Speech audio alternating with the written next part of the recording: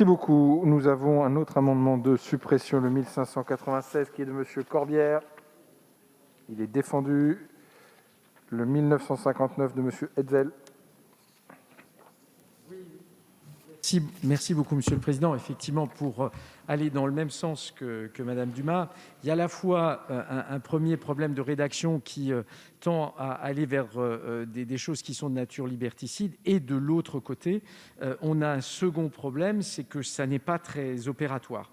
Cet article, même si sa formulation, qui est issue du travail de la commission, est plus satisfaisant que le précédent, ça reste trop vague et laisse trop de place à l'interprétation.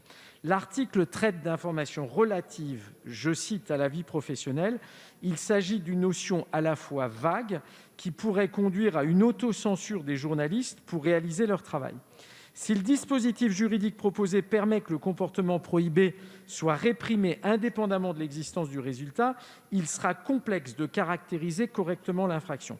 Il faudra rapporter la preuve du caractère malveillant de la diffusion en l'espèce. Or, on ne condamne pas sur une intention, et vous le savez, monsieur le garde des Sceaux. Enfin, cet article n'est pas proportionné, puisqu'avec une disposition rédigée en des termes imprécis, l'on se trouve fondé à craindre qu'elle soit appliquée de manière trop large, voire indifférenciée à des personnes n'ayant strictement aucune intention malveillante, qui n'ont dès lors aucune raison d'être privées de leur liberté d'expression. En revanche, cet article se refuse d'aller au cœur et d'envisager concrètement la manière de faire évoluer le modèle d'affaires des plateformes en ligne, seul chemin à emprunter et à même d'endiguer le flot que le gouvernement est censé combattre.